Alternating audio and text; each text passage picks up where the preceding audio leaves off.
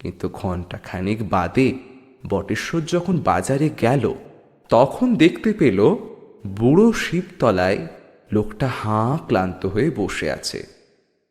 অগ্রপশ্চাৎ বিবেচনা না করে সে বাঁশিটা কিনে ফেলল। ফেরার সময় খিড়কির দরজা দিয়ে ঢুকে গোয়াল ঘরের পাটাতনে বাঁশ বাখারির ভিতর গুঁজে রেখে দিয়ে এলো।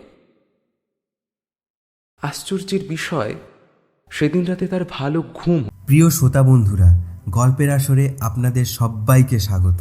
আপনাদের কাছে একটি অনুরোধ, যারা আমাদের চ্যানেলে নতুন, প্লিজ সাবস্ক্রাইব করে নোটিফিকেশান বেল আইকনটা প্রেস করে রাখুন। আপনারা আমাদের পাশে থাকবেন এই আশা রাখলাম। আজকের গল্প শীর্ষেন্দু মুখোপাধ্যায়ের লেখায় ময়নাগড়ের দিঘির ধারে। গল্পটি আমরা শীর্ষেন্দু মুখোপাধ্যায়ের অদ্ভুত উড়ে সিরিজ থেকে নিয়েছি। তো চলুন শুরু করা যাক আজকের গল্প ময়নাগড়ের দিঘির ধারে। ময়নাগড়ের দিঘির ধারে সন্ধ্যাবেলায় চুপটি করে বসে আছে বটেশ্বর। চোখে তার জল, হাতে একখানা বাঁশি। পূবধারে মস্ত পূর্ণিমার চাঁদ গাছপালা ভেঙে ঠেলে উঠবার চেষ্টা করছে। দিঘির দক্ষিণ দিককার নিবিড় জঙ্গল পেরিয়ে দক্ষিণা বাতাস এসে দিঘির জলে স্নান করে শীতল সমীরণে পরিণত হয়ে জলে হিলিবিলি কাঁপন তুলে বটেশ্বরের মিলিটারি গোঁপ ছুঁয়ে বাড়ি বাড়ি ছুটে যাচ্ছে। চাঁদ দেখে দক্ষিণের জঙ্গল থেকে শেয়ালেরা বলে হিন্দিতে পরস্পরকে প্রশ্ন করছে। বেলগাছ থেকে একটা পেঁচা জানান দিল। বটেশ্বর একটা দীর্ঘশ্বাস ফেলে হাতের বাঁশিটার দিকে তাকালো। বহুকালের পুরনো মস্ত বাঁশি, গায়ের উপর পাত বসানো, তাতে ফুলকারি নকশা। দিন তিনেক আগে সকালবেলায় ঝোলা কাঁধে একটা লোক এসে হাজির। পরনে লুঙ্গি, গায়ে ঢলঢলে জামা, মুখে দাড়ি গোফের জঙ্গল, মাথায় ঝাঁকড়া ঝাঁকড়া চুল। রোগাভোগা চেহারার লোকটা বলল, কোনো রাজবাড়ির কিছু জিনিস সে নিলামে কিনেছে, আর সেগুলোই বাড়ি বাড়ি ঘুরে সে বিক্রি করছে। পুরনো আমলের রূপোর টাকা, জরি বসানো চামড়ার খাপে ছোট্ট ছুরি, অচল পকেট ঘড়ি, পেতলের দোয়াতদানি, পাশা খেলার ছক, হাতির দাঁতির পুতুল, এরকম বিস্তর জিনিস ছিল তার সঙ্গে। আর ছিল এই সুন্দর বাঁশিটা। বটেশ্বর জীবনে কখনো বাঁশি বাজায়নি, তবে বাজানোর শখটা তার ছিল। লোকটা বলল, লোকটা যেমন তেমন বাঁশি নয় বাবু, রাজবাড়ির পুরনো কর্মচারীরা বলেছে এ হলো মোহন রায়ের বাঁশি। মোহন রায় কে তা আমি জানি না, কোনো কেষ্টবিষ্টু হবেন হয়তো, তবে বাঁশিতে নাকি ভর হয়। লোকটা 200 টাকা দাম চেয়েছিল।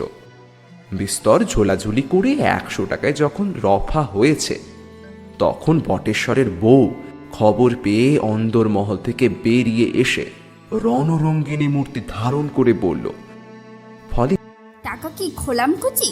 একটা বাঁশির দাম 100 টাকা? বলি, জীবনে কখনো বাঁশিতে ফুঁ দাওনি? তোমার হঠাৎ করে কেষ্ট ঠাকুর হওয়ার স্বাদ হলো কেন? ও বাঁশি যদি কেনো না, তাহলে আমি বাঁশি উনুনে গুঁজে দেব, না হয়তো বাপের বাড়ি চলে যাব। ফলে বাঁশিটা তখন আর কেনা হলো না বটে, কিন্তু ঘণ্টা খানেক বাদে বটেশ্বর যখন বাজারে গেল তখন দেখতে পেল বুড়ো শিবতলায় লোকটা হাঁ ক্লান্ত হয়ে বসে আছে। অগ্রপশ্চাৎ বিবেচনা না করে সে বাঁশিটা কিনে ফেলল। ফেরার সময় খিড়কির দরজা দিয়ে ঢুকে গোয়াল ঘরের পাটাতনে বাঁশ বাখারির ভিতর গুঁজে রেখে দিয়ে এলো। আশ্চর্যের বিষয়, সেদিন রাতে তার ভালো ঘুম হলো না। তার কেবলই মনে হচ্ছিল বাঁশিটা যেন তাকে ডাকছে, নিশির ডাকের মতো, চুম্বকের মতো। কেবলই ভয় হতে লাগলো বাঁশিটা বোধহয় চুরি যাবে। দ্বিতীয় রাতেও ঠিক তাই হলো। নিশুত রাতে বারবার উঠে বাঁশির নীরব আহ্বান শুনতে পেল সে, কিন্তু বউয়ের ভয়ে বেরোতে পারল না। আজ তার বউ বিকেলে পাড়া বেড়াতে গেছে। সেই ফাঁকে বাঁশিটা বের করে নিয়ে দিঘির ধারে এসে বসেছে বটেশ্বর। খুব নিরাপদ জায়গা। কালীদহ দিঘি ভূতের আখড়া বলে সন্ধ্যের পর কেউ এধারে আসে না। উত্তর ধারে বাঁশবনের আড়াল আছে। বটেশ্বর বাঁশি বাজাতে জানি না বটে, কিন্তু বাঁশিটাকে সে বড্ড ভালোবেসে ফেলেছে। কি মোলায়েম এর গা, কি সুন্দর কারুকাজ। হেসে খেলে 100-150 বছর বয়স হবে বোধহয়। এমন বাঁশির আওয়াজও মিঠে হওয়ারই কথা, কিন্তু হায়, বটেশ্বর বাঁশিতে ফু দিতেও জানে না। নিজের অপদার্থতার কথা ভেবে তার চোখে জল আসছিল। জীবনে সে কিছুই তেমন পেরে ওঠেনি। ছেলেবেলা থেকে তার স্বপ্ন ছিল হাঁদু মল্লিকের মতো বড় লোক হবে। হতে পারল কি?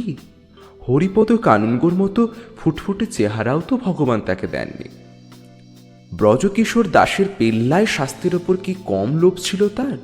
কিছুদিন ব্যায়াম ট্যায়াম করে শেষে হাল ছাড়তে হয়েছিল তাকে। তারক রায়ের মতো সুটেলা গলা কি তার হতে পারত না? আর কিছু না হোক, গোটা মহকুমা যাকে এক ডাকে চেনে, সেই শাহজাহান, সিরাজউদ্দৌলা বা টিপু সুলতানের ভূমিকায় দুনিয়া কাঁপানো অভিনেতা রাজিন হালদারের মতো হতেই বা দোষ কি ছিল?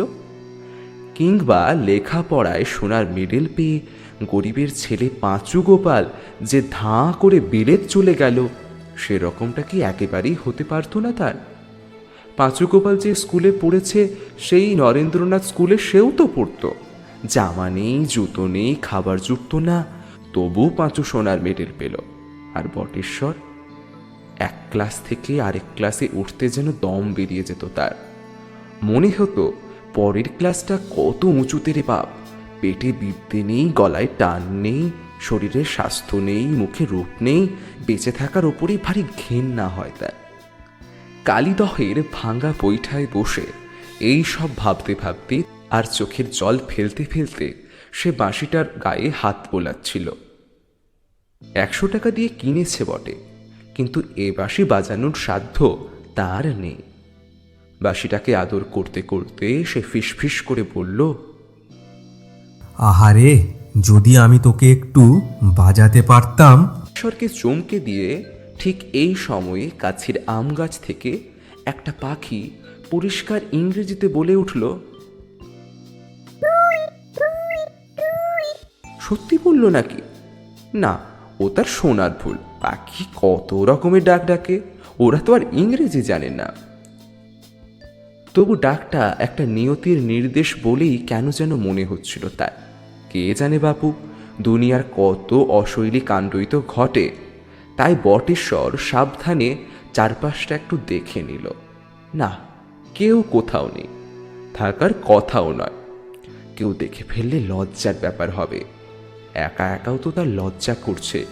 নিজের কাছেও কি মানুষ লজ্জা পায় না? তো নামে মানা করে সে বলে উঠল, একবার চেষ্টা করব।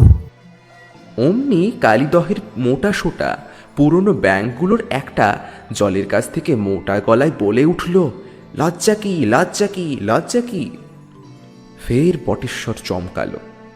না, নিয়তি আজ যেন চারিদিক থেকে তাকে হুকুম দিচ্ছে। খুবই লাজুক মুখে আর বাঁশিটা তুলে সে খুব জোরে একটা ফুঁ দিল। বলাই বাহুল্য, কোনো আওয়াজ বেরোলো না, শুধু ফস করে খানিকটা বাতাস বেরিয়ে গেল। বড় লজ্জা পেয়ে ক্ষান্ত হলো বটেশ্বর। কাছেই ভাঙ্গা শিবের দেউল। দেওয়াল কেটে 100 অশ্বত্থ গাছ গজিয়েছে। সেখান থেকে একটা তক্ষক বলে উঠল, চেষ্টা করো, চেষ্টা করো। অবাক থেকে অবাকতর হচ্ছে। এসব কি ছদ্মবেশী দৈববাণী নাকি? চতুর্দিকে কি একটা অলৌকিক ষড়যন্ত্র চলছে? বাঁশিওয়ালা বলেছিল বটে যে বাঁশিতে ভর হয়, তাহলে কি তার মতো আনাড়ির ফুয়ে বাঁশি বেজে উঠবে? একটু ভরসা মতো হলো বটেশ্বরের। আরো বার কয়েক ফুঁ দিয়ে দেখল সে। না, শুধু ফসফস করে হাওয়া বেরোলো, আওয়াজ আর হলো না। হতাশ হয়ে সে চুপ করে বসে রইল। বিমর্ষ মনে বাড়ি ফিরে বাঁশিটা গোয়াল ঘরে যথাস্থানে রেখে বটেশ্বর যখন ঘরে ঢুকল, তার বউ বলল, ওগো, আজ সন্ধ্যাবেলা দুটো লোক তোমার খোঁজে এসেছিল। তারা কারা? কে জানি, চেনা লোক নয়। একজন খুব লম্বা চওড়া, আর একজন কেমন যেন শকুন শকুন চেহারা। কি দরকার ছিল তাদের?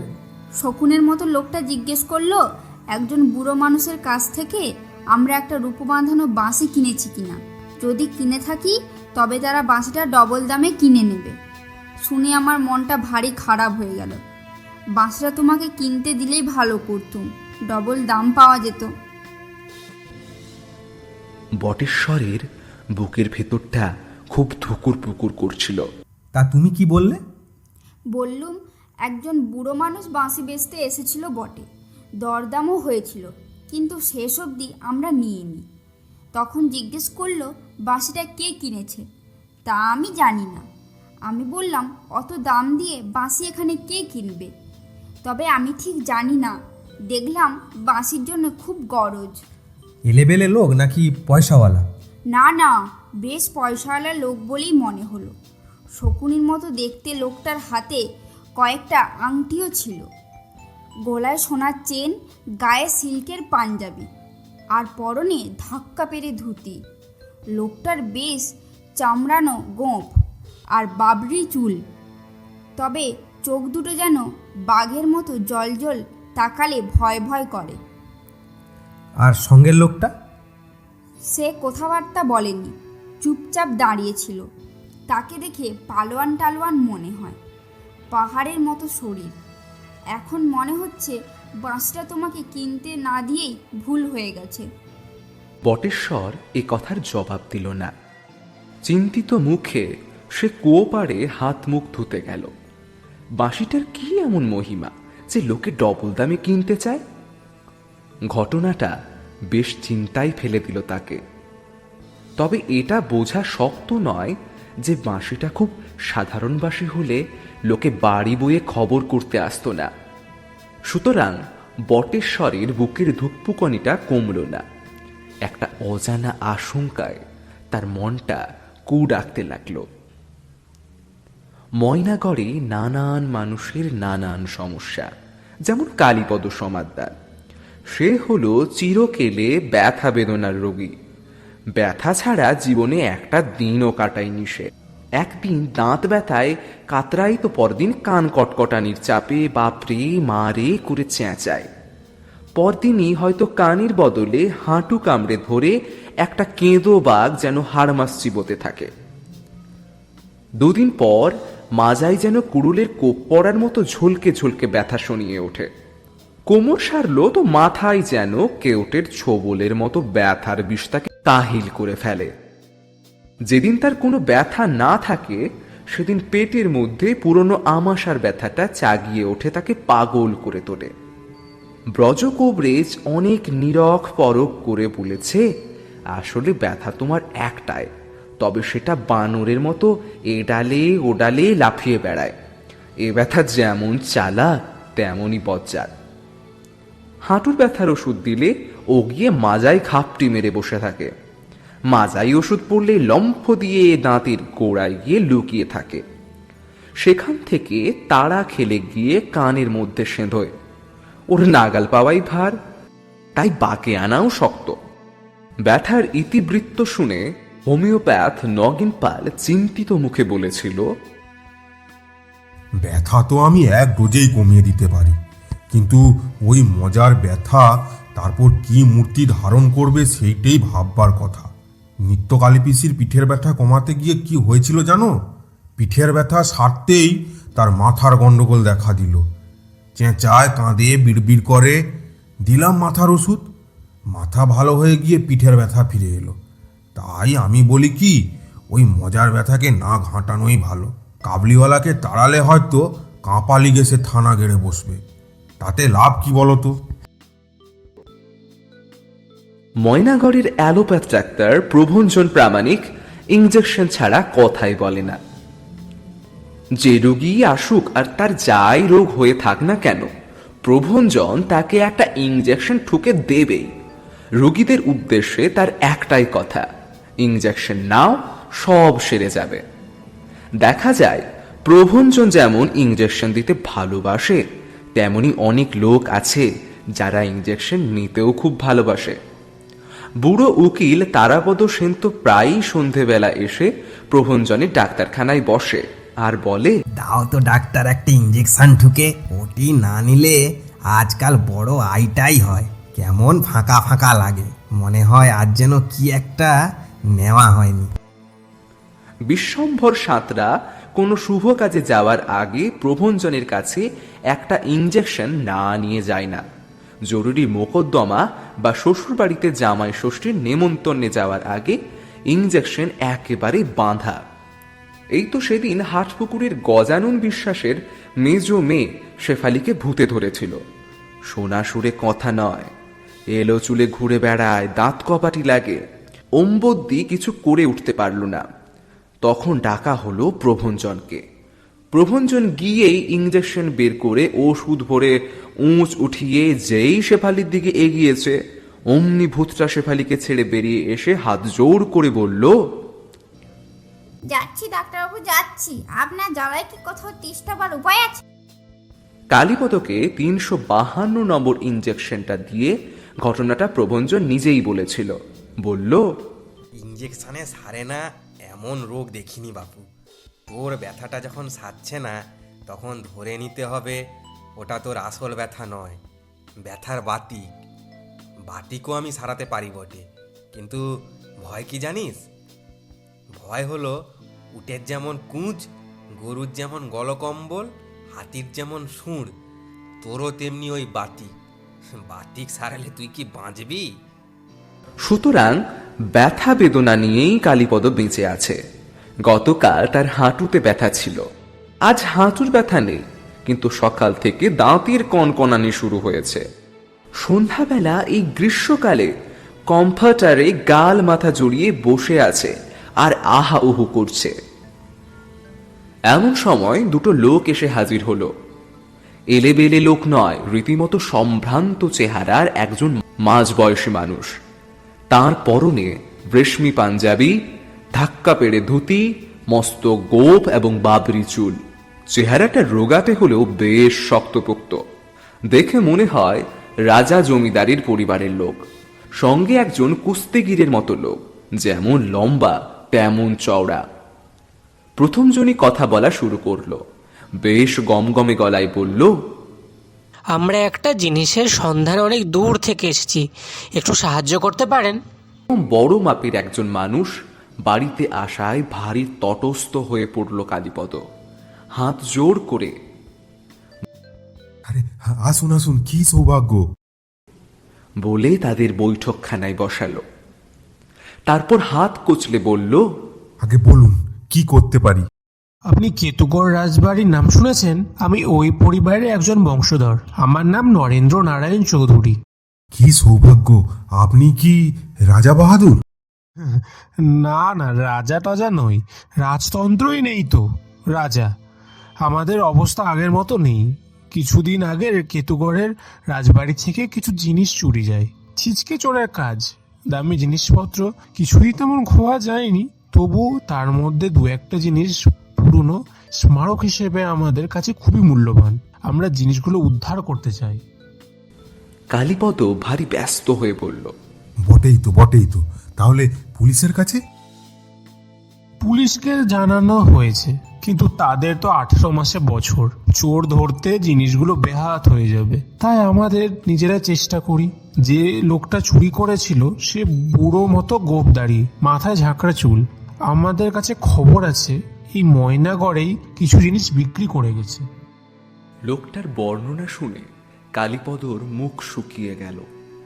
কেননা কয়েকদিন আগে যখন তার কোমরে ব্যথা হয়েছিল, তখন ওই লোকটা তার কাছে এসেছিল বটে। ঝোলার মধ্যে অনেক পুরনো আমলের জিনিস ছিল। তা থেকে একটা ভারী সুন্দর জাপানি পুতুল মেয়ের জন্য কিনেছিল বটে কালীপদ। লোকটা 50 টাকা দাম হেঁকেছিল, শেষে 20 টাকায় দিয়ে দেয়। সে যখন এসব কথা ভাবছে, তখন নরেন্দ্র নারায়ণ তার বাজ পাখির মতো তীক্ষ্ণ চোখে তার মুখের দিকে চেয়েছিল একটু হেসে বলল, জিনিসগুলো আমরা সব ডবল দামেই কিনে নেব, কিন্তু যে জিনিসটা আমাদের কাছে সবচেয়ে জরুরি তা হলো একটি বাঁশি। বহু পুরনো রূপোয় বাঁধানো বাঁশি। বাঁশিটা কে কিনেছে জানেন? আমি বাঁশি কিনিনি রাজামশাই। চুরির জিনিস জানলে পুতুলটাও কিনতাম না। লোকটা বলেছিল কোনো রাজবাড়ি থেকে নিলামে কিনেছে। নরেন্দ্রনারায়ণ ভুরু কুঁচকে বলল, আমাকে রাজামশাই বলে লজ্জা দেবেন না। রাজত্ব থাকলে অবশ্য আজ আমার রাজা হওয়ার কথা, কিন্তু তা যখন নেই তখন আমি আর রাজা গজা নই, সাধারণ মানুষ। লোকটা যাই বলুক, এর গা থেকে কালীপদ রাজা রাজা গন্ধ পাচ্ছিল। ঘরে রাজা গজা আসতেই কিনা কে জানে তার দাঁতের ব্যথাটাও উবে গেছে। সে গদগদ হয়ে বলল, আহা, গায়ে রাজরক্তটা তো আছে। রাজত্ব না থাকলেও কি রাজার মহিমা কমে যায় নাকি? মরা হাতি লাখ টাকা। নরেন্দ্রনারায়ণ একটা দীর্ঘশ্বাস ফেলে বলল, শরীরে রাজা রক্তটা যা আছে, যাগ্গে আপনি জাপানি পুতুলটা রেখেই দিন। ওটা না হলেও আমাদের চলবে, কিন্তু বাঁশিটা আমাদের উদ্ধার করতেই হবে। আপনি কি এ ব্যাপারে একটু সাহায্য করতে পারেন? কালীপদ হাত কুচলে বলল, আগে আপনি যখন আদেশ করলেন তখন অবশ্যই খোঁজ করে দেখব। আর ও তো কর্তব্যের মধ্যেই পড়ে। আমরা বাঁশির জন্য পুরস্কারও দিতে রাজি আছি, আর ডবল দাম তো দেবই। কালীপদর চোখ চকচক করে উঠল, বলল, যে আজ্ঞে।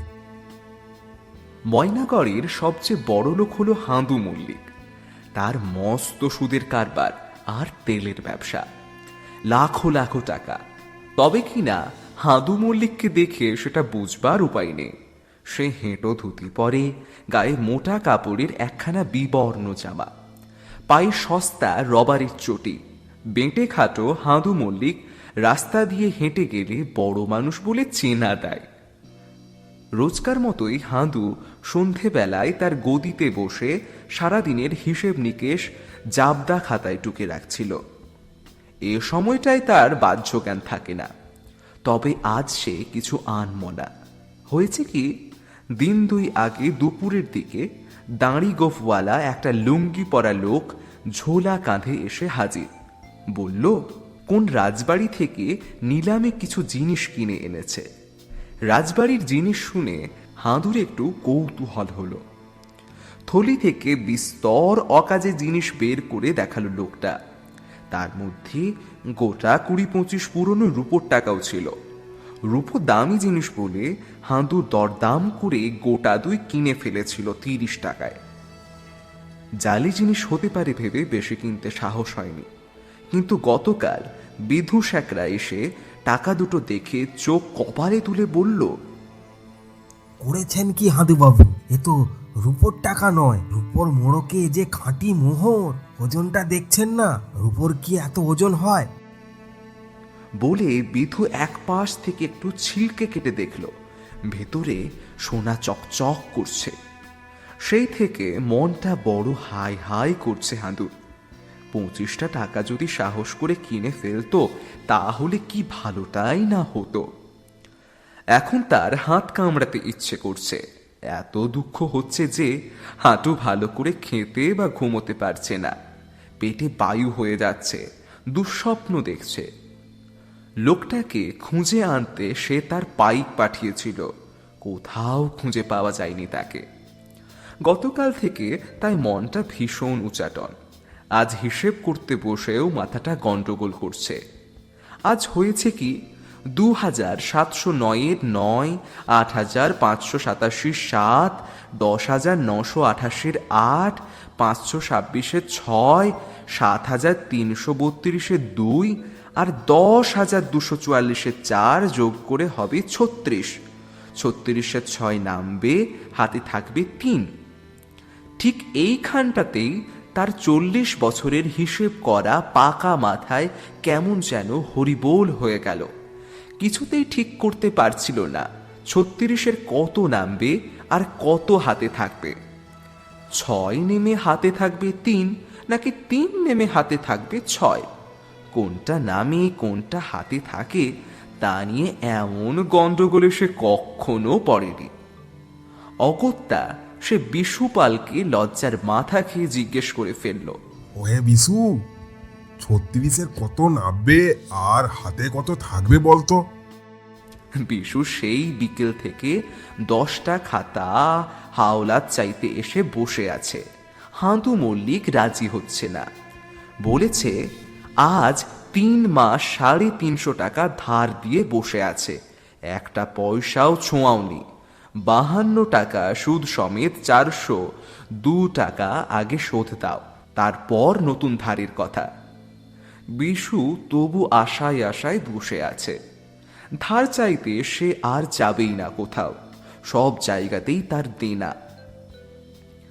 ময়নাগড়ের সবাই তার পাওনাদার। মেজাজটা আজ তার বড়ই খিঁচড়ে আছে। বিকেলেই দেখে এসেছে সন্ধ্যা বাজারে মাছওয়ালা সনাতন কাদা চিংড়ির ঝুড়ি নিয়ে বসে আছে। কাদা চিংড়ি সে বড্ড ভালোবাসে, চচ্চড়ি রেঁধে খেতে যেন অমৃত। 10টা টাকা হাওলাত পেলে হয়ে যেত, এতক্ষণ আর সে মাছ পড়ে নেই। হাঁদুর প্রশ্ন শুনে তাই সে খিঁচিয়ে উঠে বলল, 36-এর কত নামে আর কত হাতে থাকে তা আমি জানি না। 10টা টাকা যখন ধার চেয়েছিলুম তখন খেয়াল ছিল না যে এই শর্মাকে এক সময় দরকার হবে।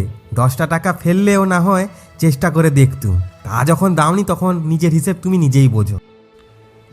একধারে রাখাল মুখ চুপচাপ বসেছিল। সে হলো ময়নাগড়ের সবচেয়ে বোকা লোক। রোজ সন্ধেবেলায় সে হাঁদুর গদিতে টাকার গন্ধ শুকতে আসে। টাকা পয়সার গন্ধ মাখানো বাতাসে শ্বাস নিলে তার ভারী আরাম বোধ হয়। হাঁদু মল্লিকের গদিতে 7খানা সিন্দুকে টাকা পয়সা আর সোনাদানা গচ্ছিত। বাতাসে ম ম করছে টাকার গন্ধ।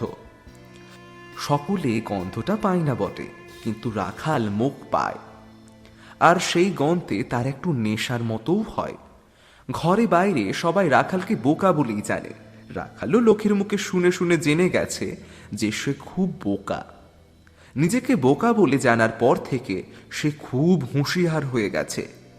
লোকের সঙ্গে কথা কইবার আগেই সে বলে দেয়, ভাই আমি বড্ড বোকা, আমাকে একটু ভালো করে বুঝিয়ে বলতে হবে। বাজারে গিয়ে দোকানিদের সে বলে, আমি বড্ড বোকা তো, তোমরা কিন্তু আমাকে আবার ঠকিয়ে দিও না। এই তো কদিন আগে তার বাড়িতে মাঝরাতে চোর ঢুকেছিল। রাখাল ঘুম ভেঙে চোরকে দেখে বলে উঠল, আহা করো কি করো কি? আমি যে বড্ড বোকা মানুষ, আমার বাড়িতে কি চুরি করতে আছে? চোরটা খুব বিরক্ত হয়ে বলল, কে বলল আপনি বোকা? আপনাকে তো বেশ শেয়ানা লোক বলেই মনে হচ্ছে। চোরকে ভড়কে দিতে চান বুঝি? রাখাল বেশ বুক ফুলিয়ে বলল, মোটেই শেয়ানা নই আমি। ময়নাগড় খুঁজলেও তুমি আমার মতো বোকা লোক পাবেন। চোরটা একটা ফুৎকারে তার দাবি নস্যাৎ করে বলল, ওই আনন্দেই থাকুন। পদ্মলোচন আড্ডকে চেনেন? যে শ্বশুর বাড়িতে গিয়ে বট পাটা দিয়ে সাজা পান খেয়ে তারিফ করছিল। আর হরেন পাড়ুই কি কম যায় নাকি? পাশের নন্দরামের বাড়িতে ডাকাত পড়েছে। হরেন পাড়ুই গিয়ে সর্দারের হাতে পায়ে ধরে বলে কি, আমার বাড়িতে একটু পায়ের ধুলো না দিলেই যে নয়। নন্দরামের বাড়িতে ডাকাতি হলো, আর আমার বাড়িতে যদি না হয় তাহলে কি শ্বশুর বাড়িতে আমার প্রেস্টিজ থাকবে? তা আপনি কি তাদের চেয়ে বেশি বোকা? বোকা হলেও আপনি মোটেই 1 নম্বর নন, 3, 4 বা 5 নম্বর। রাখাল এ কথার তীব্র প্রতিবাদ করতে যাচ্ছিল, কিন্তু ঠিক ওই সময়ে তার বউ উঠে ঢ্যাঙ্গা নিয়ে তাড়া করায় চোরটা পালিয়ে যায়। উপরন্তু মাঝরাতে চোরের সঙ্গে তর্ক করতে গিয়ে বউয়ের ঘুম ভাঙানোই বউ রেগে গিয়ে রাখালকে উত্তম কুস্তম বকাঝকা করে। আজকাল তাই নিজের বোকামি সম্পর্কে রাখালের একটা সন্দেহ দেখা দিয়েছে। হয়তো সে নিরেট বোকা নয়, তার বোকামিতে হয়তো ফুটোফাটা আছে। চোরটা কত বাড়িতে ঘুরে, কত অভিজ্ঞতা। টাকার গন্ধে রাখালের চোখ আরামে বুজে আসছিল। এমন সময় 36 নিয়ে গন্ডগোলটা তার কানে গেল। সে খুব ঠাহর করে সমস্যাটা শুনে হাঁদুকে বলল, তোমার 36 অবধি যাওয়ার দরকার কি? একটু কমিয়ে কাটছাট করে 33-এ নামিয়ে আনো, দেখবে ল্যাটা চুকে যাবে। 33-এ যা নামবে তাই হাতে থাকবে, বুঝেছ? যা খুশি নামাও ওঠাও, কোনো অসুবিধে নেই। হাঁদু চটে উঠে বলল, ওই জন্যেই তোমার কিচ্ছু হলো না। শুয়ে বসে আর ঝিমিয়ে জীবনটা কাটিয়ে দিলে। যত সব মুখে এসে জোটে আমার কপাল। একটা সোজা অঙ্কের সোজা নিয়ম, তাই পেরে উঠছে না 36-এ কত নাবে আর কত হাতে থাকে। এ তো বাচ্চা ছেলেরাও জানার কথা। এমন সময়ে কাছে পিঠে যেন বাজ পড়ার মতো শব্দ হলো। বাজনই অবশ্য, একটা বাজ খায় গলা বলে উঠল, 36-এ 6 নাববে আর হাতে থাকবে 3। দৈববাণী হলো কিনা বুঝতে না পেরে হাঁদু ওপর দিকে চেয়ে দেখল। দৈববাণী অবশ্য হাঁদুর জীবনে নতুন নয় কিছু। কোনো বেয়ারা মতলববাজ খদ্দের এলে তার কানে কানে ফিসফিস করে দৈববাণী হয়, কিন্তু এরকম বজ্রপাতের মতো বিকট দৈববাণী সে আর শোনেনি। দৈববাণীর উদ্দেশ্যে হাত জোড় করে একটা নম ঠুকে হাঁদু 36-এ 6 নামাতে যাচ্ছিল। এমন সময় সেই দৈববাণীর গলাটাই দরজার কাছ থেকে এক পর্দা নিচে নেমে বলল। হাঁদু দেখল দরজার বাইরে দুটো লোক দাঁড়িয়ে। সামনের লোকটার পোশাক আশাক, গলার চেন, হাতে হীরের আংটি লক্ষ্যের আলোতেও চোখে পড়ার মতো। সাধারণ খদ্দের নয়। হাঁদু শশব ব্যস্তে বলল, আসুন আসুন আসুন। রোগাটে লম্বাটে ফর্সাটে গুঁফো এবং বাবরিয়ান লোকটাকে দেখে বিশু আর রাখালো নড়ে চড়ে উঠল। হাঁদু হাত জোড় করে বলে উঠল, আগে আজ্ঞা করুন। লোকটা চারদিকটা একবার উদাস চোখে দেখে নিয়ে তার রাজকীয় গলায় বলল, আমি কেতুগড় রাজবাড়ি থেকে আসছি। আমার নাম নরেন্দ্র নারায়ণ। আমি রাজা দিগীন্দ্র নারায়ণের ভ্রাতুষ্পুত্র। হাঁদু বিগলিত হয়ে বলল, কি সৌভাগ্য, কি সৌভাগ্য! এ যে ভাঙা ঘরে চাঁদের উদয়, এ যে ইঁদুরের গর্তে বেড়াল, এ যে এঁদো পুকুরে গাদা বোট, আরো কি যেন। ওরে বিশু, বল না। বিশু কিছু বলার আগেই রাখাল বিশ্বাস বিগলিত হয়ে বলে ফেলল, এ যেন পায়েসের বাটিতে পরমান্ন, এ যেন গদা হস্তে ভীমের প্রবেশ। বিশু তাড়াতাড়ি উঠে পায়ের ধুলো নিয়ে একগাল হেসে বলল, তাই বলুন, দেখেই কেমন চেনা চেনা লাগছিল। নরেন্দ্র নারায়ণ বরা ভয়ের মুদ্রায় সবাইকে শান্ত করে তেমনি গম্ভীর গলায় বলল, বিশেষ প্রয়োজনে আমার ময়নাগড়ে আসা। রাজবাড়ি থেকে কিছু জিনিস চুরি গেছে। খবর পাওয়া গেছে দাড়ি গোফলা এক মধ্যবয়সী লোক জিনিসগুলি এই গায়ে এবং আশেপাশে বিক্রি করে গেছে। আমরা সেই সব জিনিসের সন্ধানেই এসেছি। আপনারা যদি কেউ কিছু কিনে থাকেন তাহলে আমরা সেগুলো ডবল দামে কিনে নেব। তবে সবচেয়ে গুরুতর জিনিসটি হচ্ছে একটা রূপোয় বাঁধানো বাঁশি। অন্য জিনিস না পাওয়া গেলেও বাঁশিটা আমাদের খুব দরকার। ওটার জন্য 1000 টাকা পুরস্কারও রয়েছে। হাঁদুর বুক ধকধক করছে। দুটো মোহর মাত্র 30 টাকায় কিনেছে সে। ডবল দাম পেলেও তো মোটে 60 টাকা। মোহরের দাম যে অনেক বেশি। সে গলা খাঁকারি দিয়ে বিগলত মুখে বলল, এসেছিল বটে একটা পাগলা মতো লোক। আমি চোরাই জিনিস দেখেই বুঝতে পারি কিনা, তাই তাকে বেশি পাত্তা দিইনি। চোরটাদের সঙ্গে কারবার করে কি করব রাজামশাই? বিশুপাল দুঃখের গলায় বলল, আহা, ডবল দামের কথা আগে জানলে কিছু জিনিস কিনে রাখত।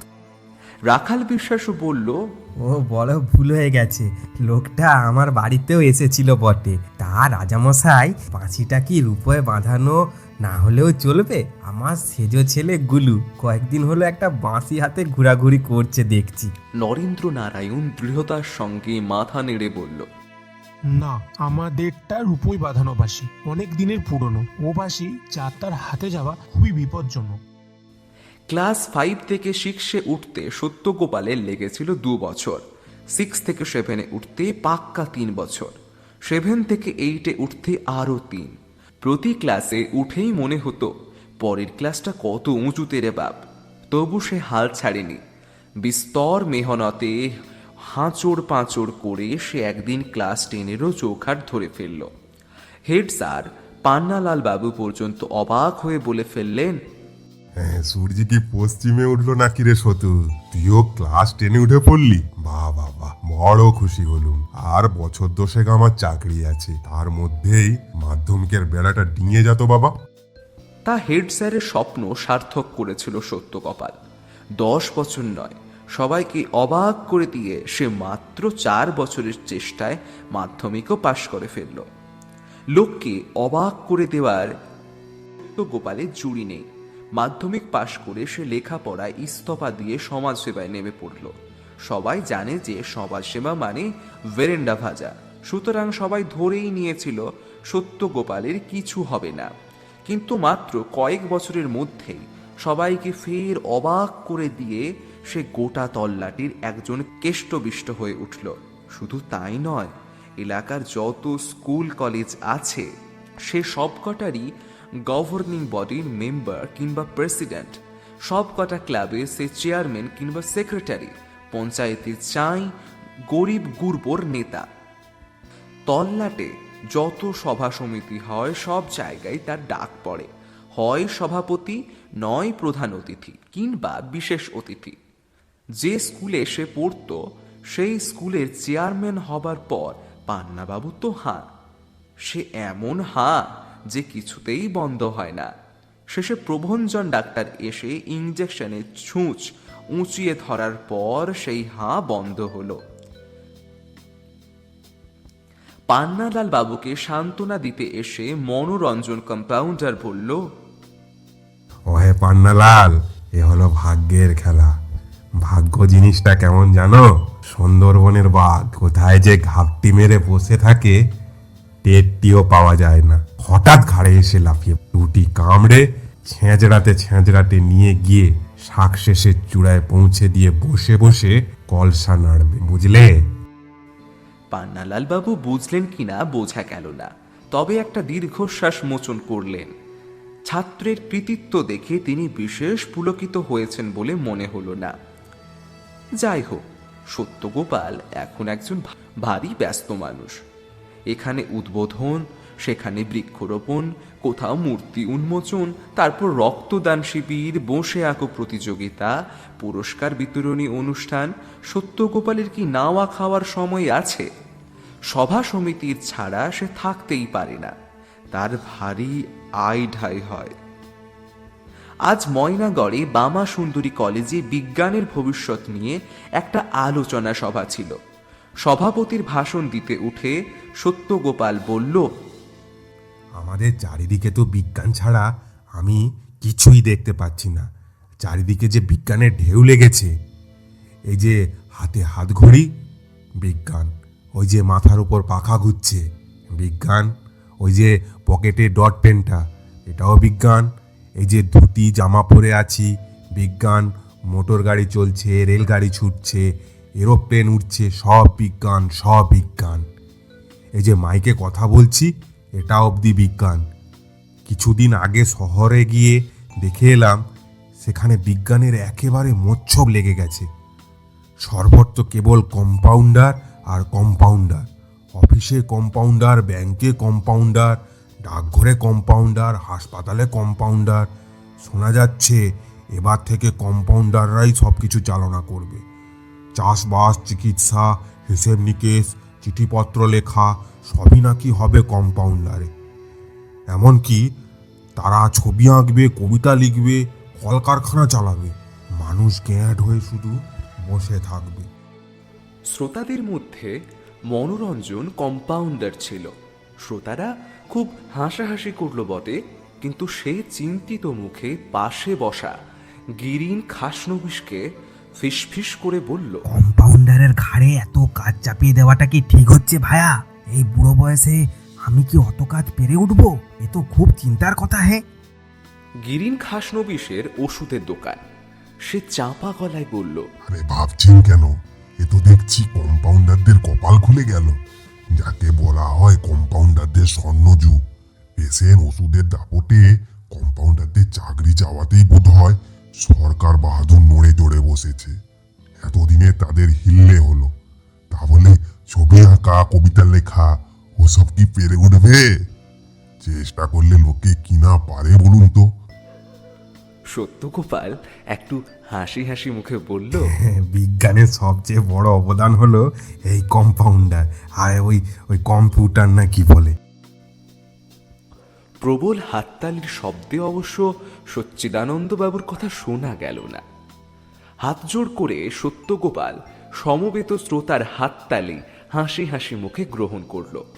সে যখনই যেখানে বক্তৃতা করে সেখানেই হাততালির একেবারে বন্যা বয়ে যায়। অবশ্য এ কথাও ঠিক যে সব হাততালি সবসময় জায়গা মতো পড়ে না, উল্টোপাল্টা জায়গাতেও পড়ে, যেখানে পড়ার কথা নয় সেখানেও পড়ে। এই তো সেদিন গোবিন্দপুরের বৃক্ষরোপণ উৎসবে গিয়ে বক্তৃতায় তাড়াহুড়োয় বৃক্ষকে বৃক্ষ বলে ফেলেছিল বলে খুব হাততালি পড়েছিল। তারপর গয়েশবাবুর শোকসভায় হলো কি তিরোধান কথাটা ভুল করে অন্তর্ধান বলে ফেলেছিল সত্যগোপাল। হাততালি আর থামতেই চায় না। তা হোক, উল্টোপাল্টা পড়লেও ওই হাততালি সত্যগোপালকে বাঁচিয়ে রেখেছে। ওই হাততালি তাকে চাঙ্গা করে রাখে।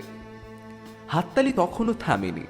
সত্যগোপালের অ্যাসিস্ট্যান্ট প্যাংলা এসে তার কানে কানে বলল, ওইদিকে যে পালঘাটে মৎস্যজীবী সমবায় সমিতির সভার সময় পার হয়ে যাচ্ছে দাদা। দেখে এলাম সভাপতির মালা শুকিয়ে গেছে। প্রধান অতিথি বুড়ো নিবারণবাবু টেবিলে মাথা রেখে ঘুমিয়ে কাদা, তার নাক ডাকছে। আরও ভয়ের কথা হলো সবার মাঠেই বাজারের ষাঁড় বাবুরাম রাতে এসে শোয়। সে এসে পড়লে সভা ভেস্তে যাবে দাদা। সভায় পৌঁছে দেখা গেল মহিলারা রান্না চাপাতে বাড়ি ফিরে গেছে। ফাঁকা জায়গা, বাচ্চারা হই হই করে খেলছে। 2-4 লোক এধারে ওধারে বসে গুলতানি করছে। কর্মকর্তারা অবশ্য সত্যগোপালকে খুব খাতির করে নিয়ে মঞ্চে তুলে দিল। সমিতির সম্পাদক বলল, একটু একটু তাড়াতাড়ি করবেন সত্যবাবু, ওই বাবুরাম ষাঁড়টা বড় বজ্জাত, যেমন কোঁ তেমনি তেজ। তার আসার সময় হয়েছে কি না? মৎস্যজীবীদের সবাই মাছ নিয়ে অনেক কথাই বলার ছিল সত্যগোপালের। যেমন ভগবান একবার মৎস্য অবতার হয়ে এসে পৃথিবী উদ্ধার করেছিলেন। রবীন্দ্রনাথের একটা কোটেশনও ঠিক করা ছিল, মিনগণ হীন হয়ে ছিল সরোবরে, এখন সুখেতে তারা জলক্রীড়া করে। তারপর আরও কোটেশন, মৎস্য মারিব খাইব সুখে, এবং মাছের মায়ের পুত্র শোক, এবং মাছের তেলে মাছ ভাজা। তাছাড়া না নিয়ে গেল বোয়াল মাছে, এবং কই মাছ ভাজা খেতে শৈল গেছে ভুলে। এ দুটো কোটেশনও জুৎসই জায়গায় লাগানোর মতলব ছিল তার। কিন্তু সবে ভাই ও বন্ধুগণ বলে বক্তৃতা শুরু করতেই কে বা কারা যেন বাঁ ধার থেকে চেঁচিয়ে, ওই যে বাবুরাম আসছে, ওই যে বাবুরাম আসছে। সত্যগোপাল যে বাবুরামকে জমের মতো ডরায় তার যুক্তিসঙ্গত কারণ আছে।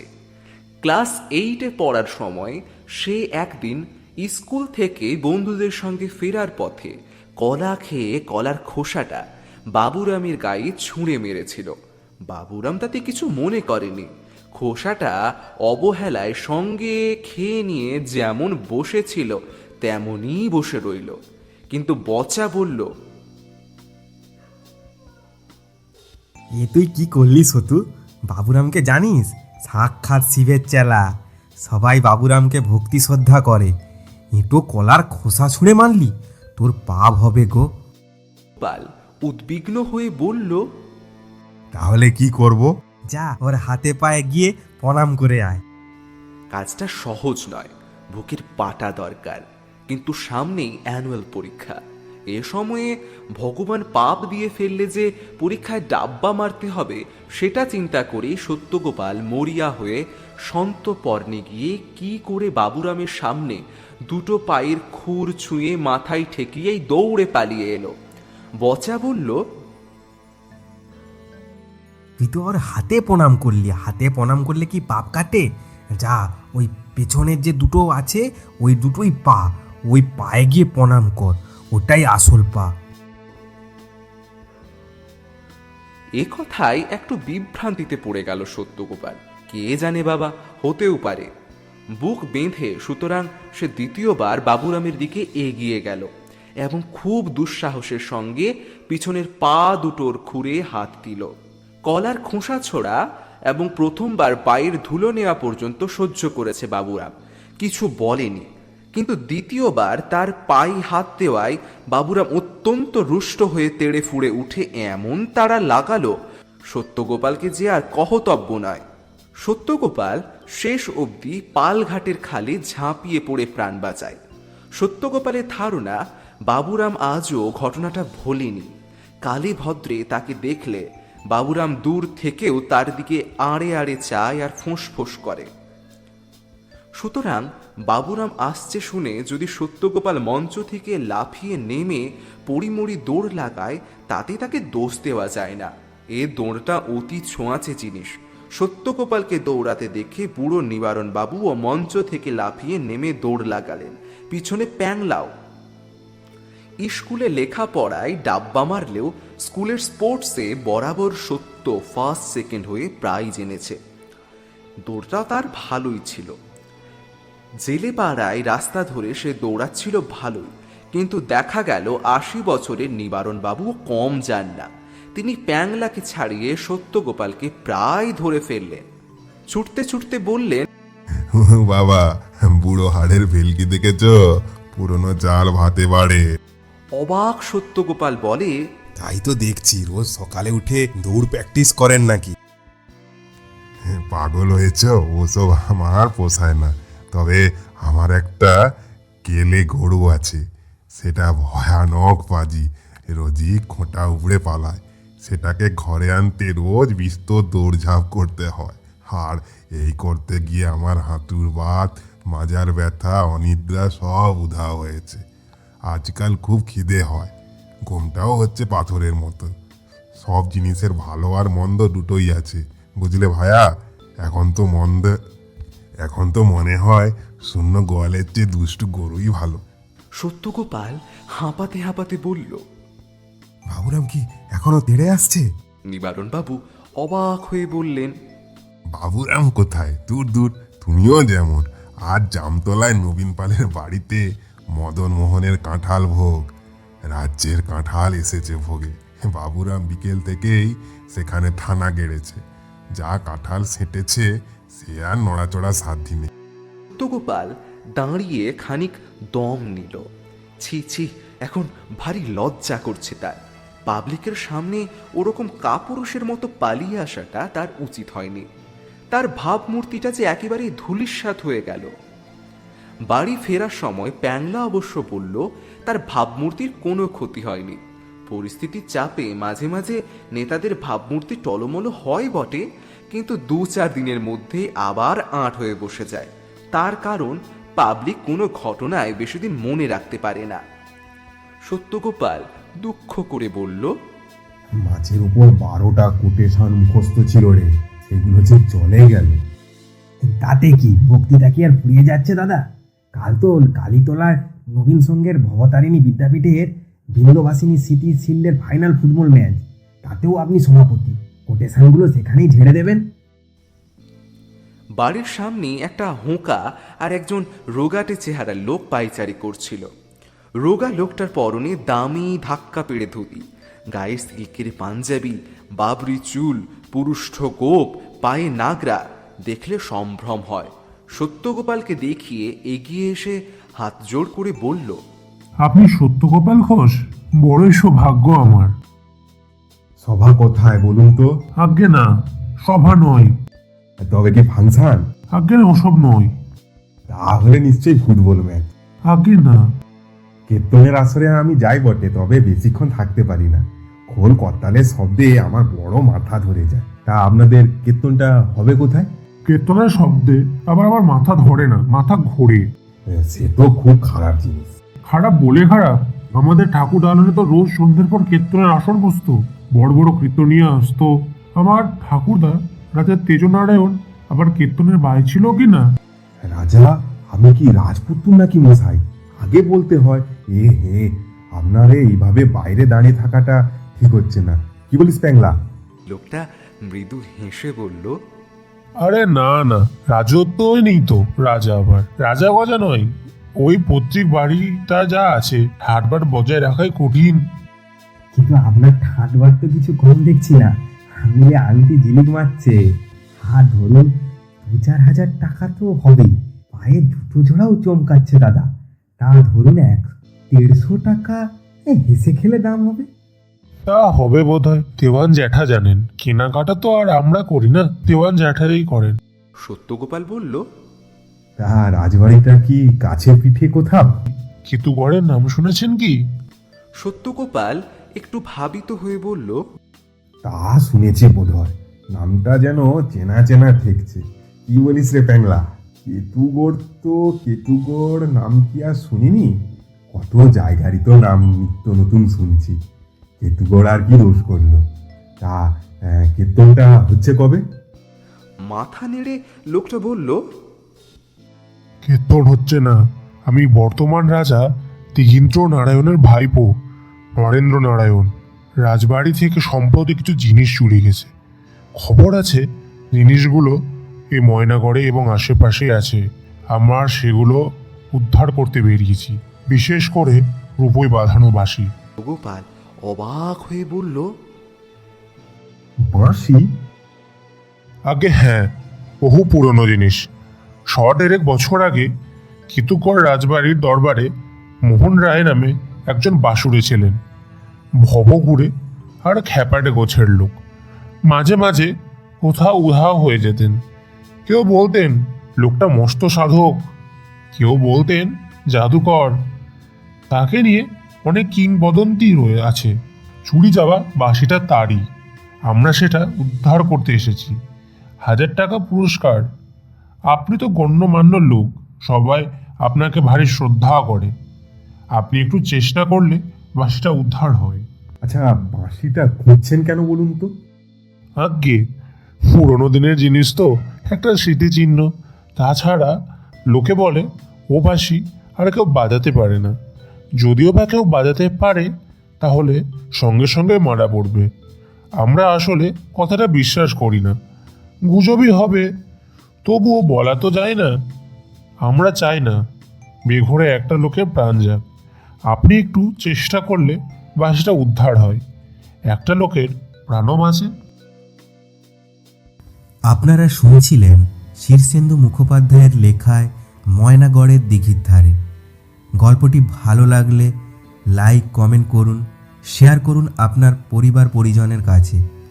আর নতুন বন্ধুরা প্লিজ আপনারা সাবস্ক্রাইব করে আমাদের পাশে থাকুন। সবাই খুব ভালো থাকুন আর শুনতে থাকুন গল্পের আসর। নমস্কার।